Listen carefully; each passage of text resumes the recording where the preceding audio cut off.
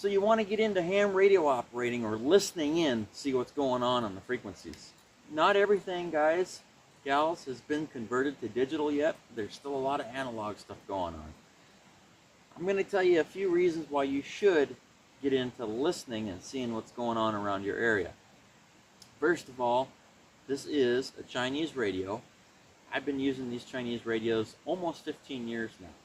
The company it's called Bofang, and these have been around for quite a while, and they're actually a pretty good radio. I remember when these first came out, these UV5Rs, they were like near 20 bucks, 22 bucks on Amazon, delivered within 2 or 3, 4 days maybe, and they were a hit. You could pick up just about anything.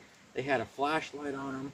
They've got a, I believe they've got an AM/FM mode, if I remember. They were just an all-around tough little radio that would last you just about all day if you were using it. We started using these on Fire years ago to monitor because not everybody could afford, or we couldn't all have a BK radio. So we'd have these on lockout on the frequencies that we were listening to, and they lasted all day. The reception was good. We'd sometimes put a bigger antenna on them, but they were a tough little radio. This is a bigger battery on this one. Of course, you can get a longer lasting battery for these. They usually just come with one that's about half that size that cuts off at the bottom of the radio. But the UV5R, guys, is such a tough little awesome radio. You can drop it, you can put it in water, it just doesn't give up. Now, a few reasons why you should get into ham radio operating. A lot of people think, oh, you got to have a license if you have one of those radios. Well, that's not true. You can have a radio and do what's called monitoring. Before I had a tech and an FCC license, that's what I did. It did not require having any type of ham radio operating license. There's a big difference between somebody who's transmitting and talking and somebody who's actually monitoring. You do not need a license to monitor any frequency, whether it's digital or analog. So, this is the new radio. I got one of these the other day. They're still pretty cheap on Amazon, eBay. You can get them. This is a Bofang UV32, and this is a cool radio. Quite a bit bigger. It's got different languages on it. The cool thing... See, we're way out here in the woods, and we're still picking stuff up. But anyways, long story short, analog, awesome radio. It's got GPS on it as well. It's got this big screen. The cool thing about this radio is, two of my favorite things, got a USB-C plug right here. So when you order this radio, you get an actual charger unit that you set it in, and it charges overnight, and you know the light comes on and all that. But if you've got it in your car with you, you can charge it up with a cell phone charger. That is the coolest thing. You can plug into it, do what you need. Another cool option about this radio is it has Bluetooth programming. So you can take your phone, plug in the frequencies with names, PL tones, codes, what have you, and you can do it via phone and transfer it right to here. Just like the old school cloning. Awesome way to program your radio, even if you don't know how to use the settings and all that. Just makes it so much easier. Now, a lot of people think, well, I got a scanner. I can do all this with the scanner. You know, scanners, they got a manual that goes with them about like that. They are kind of confusing. It's your choice, and they're more expensive too. I'd rather just get a radio, program it in. You can watch 2 frequencies at once, like on this old school UV5R. These do a frequency range of, I believe, 136 through 174 through 400 through 512 megahertz, which is VHF and UHF, or better known as 70 centimeter and 2 meter.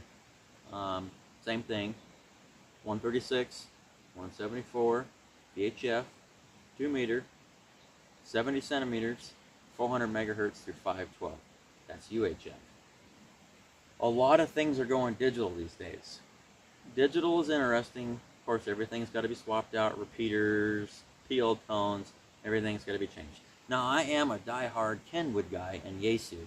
I've run those radios for years. Some of the best radios were made by Kenwood in the 80s and 90s. They are indestructible radios. Some made scanners. A lot of 2 meter and 70 centimeter stuff was good stuff back in the day. A lot of agencies use Kenwood and Motorola. I prefer Kenwood. You should get into listening to the frequencies and know your way around the frequencies in case of natural disaster. Now, like those FRS radios and GMRS, those frequencies, those are like your little Walmart radios, those family radio service channels, and those run I believe it's a 400 megahertz UHF channel. They're half a milliwatt. The cool thing is you can listen in on those with one of these. You just program it in manually, figure out what channel you're on. You can also listen to the GMRS radios, which is a lot of guys are using these. I don't understand, but a lot of these guys suddenly are using these GMRS radios, FRS type systems. They're land mobile setups on like car touring, like for race crews or guys that go out and drive their hot rods and it's weekend kind of thing. They're starting to use GMRS radios. There's also another set of frequencies that's set aside for citizens to use. It's called MURS, and MURS is another frequency set that you should learn. You should also learn the WX channels, which are something to think about. Back in the day, before smartphones and social media and the news was everywhere, we had the weather station channels, and it was usually 7 or 8 channels that you could program in, and your scanner or radio would already have them in there, and whichever one that you were close to would have it in there. Every state usually had a WX channel. They still do, most of them anyway. That's interesting to listen to, especially if you're out in the woods. Guys, if you go out in the woods and you do a lot of hiking and camping, hunting, kind of like what we do up here in Northern Oregon, you should have one of these radios with you. If you're stuck someplace in a ravine and you've got a phone with you, fully charged, it might not do the trick. But if search and rescue is looking for you, you can bump into them on this radio that you got here. For $25, guys, let's say $20 to $30, you could have one of these radios. You can listen in, you can catch somebody's frequency, crosstalk, hunters, whatever it is, bring you to safety. Absolute must-have to put in your backpack if you go hiking. Some people don't want to take the time to learn how these work. Well, I think the appropriate thing to do when it's raining outside and it's winter, get familiar with a cheap little FM style ham radio. It would be the best thing you've ever done. A lot of kids were getting into it back in the day. I was into it when I was probably 13 or 14. I used to play and tinker with CB radios. Then I got into the other stuff and became a ham operator after that.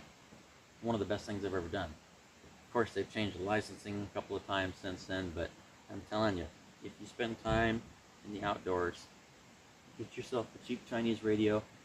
And you know what? I know it's a Chinese radio. I know the bandwidth isn't perfect and all that, but for the money, you just can't beat it. It is an absolute must-have if you are an outdoorsy person. It might save your life someday. We'll talk to you later. Bye-bye.